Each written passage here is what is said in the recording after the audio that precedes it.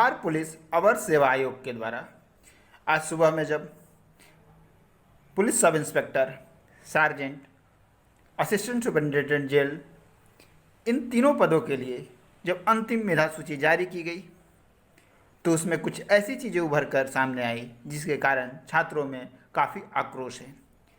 पहले तो जो छात्र चयनित हुए हैं उनको बधाई, लेकिन कुछ ऐसी चीज़ें हैं इस रिजल्ट में जिसको आपको जानना जरूरी है कि आखिर लॉजिकली ऐसा कैसे हो सकता है, गणित के सामान्य नियम कैसे लागू नहीं हो सकते हैं। अब मैं बताता हूं कि मुख्य विवाद क्या है। इसमें जो कट ऑफ लिस्ट जारी की गई है उसमें सामान्य श्रेणी का कट ऑफ 150, ईडब्ल्यूएस 145, इसी तरीके के कट ऑफ है। लेकिन ये जो कट ऑफ है अंतिम मेधा सूची का, इसको आप जब मैच कीजिएगा जो मेंस का कट ऑफ जारी हुआ था, यह मुख्य परीक्षा का कट ऑफ है, यानी कि उन बच्चों की सूची जब जारी की गई थी जिनको फिजिकल देना था। जनरल की कट ऑफ 151.6 है,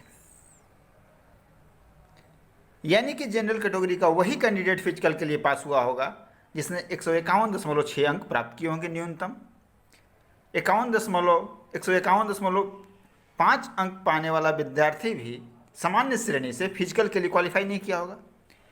तो आखिर फिर ऐसा कैसे संभव हो सकता है कि अंतिम मेधा सूची जब जारी की जाए तो उसमें कट ऑफ 150 जाए, क्योंकि फिजिकल देने वाला एक भी बच्चा ऐसा नहीं होगा जनरल कैटेगरी का जिसके अंक 151.6 से कम होंगे। अगर आप कहेंगे कि ओबीसी या ईडब्ल्यूएस के बच्चे आगे होंगे, तो अगर ओबीसी, ईडब्ल्यूएस या चाहे किसी भी कैटेगरी का छात्र जब जनरल कैटेगरी में आता है उसका रिजल्ट तभी आएगा जब वो जनरल कैटेगरी की जो कट ऑफ जारी की गई है उससे अधिक अंक लाया हो, यानी कि 151.6 से ऊपर अंक वो भी विद्यार्थी लाया हो, तभी उसकी जनरल में मेरिट आ सकती है। और जनरल में अगर एक बार कोई भी कैटेगरी का छात्र प्रीलिम्स, मेंस, किसी भी स्तर पर अगर वो रिजर्वेशन का लाभ ले लेता है, आरक्षण का लाभ ले लेता है, तो उसके रिजल्ट जनरल कैटेगरी में जारी नहीं हो सकता है। यानी ये ऐसा सवाल है जिसका लॉजिकली जवाब अभी उपलब्ध नहीं है।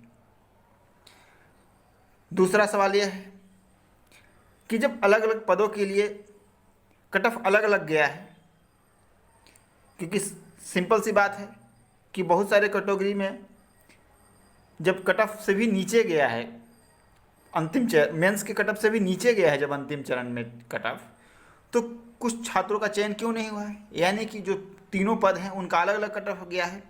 तो छात्रों की मांग है कि क्यों ही नहीं आयोग ने तीनों के कट ऑफ अलग अलग जारी किए हैं। आयोग को इन दोनों बिंदुओं के रिगार्डिंग एक क्लैरिफिकेशन जारी करनी चाहिए, जैसे बीपीएससी ने आज जारी किया। बीपीएससी में भी एक बहुत बड़ा विवाद चल रहा था कि 64वीं बीपीएससी मेंस की जो अंतिम रिजल्ट आई थी उसमें बहुत सारे छात्रों को उसके कट ऑफ से 2 या 3 नंबर अधिक आने के बाद भी उनका मेधा सूची में नाम नहीं था। तो आयोग ने आज पूरी क्रिस्टल क्लियर कर दिया कि छात्रों के नाम के साथ कि क्या वस्तु स्थिति है, इस छात्र का कट ऑफ के से अधिक अंक आने के बाद भी रिजल्ट क्यों नहीं जारी हुआ। तो बीपीएससी की तरह देखिए, बीपीएससी ने साफ साफ आज जारी किया नोटिफिकेशन, देख सकते हैं। कट ऑफ के अंक से अधिक अंक प्राप्त करने के बावजूद अंतिम रूप से चयन नहीं होना, इसका रीजन क्या है, इसकी एक पर्याप्त हर स्टूडेंट के नाम के साथ रीजन दिया है कि क्यों नहीं हुआ।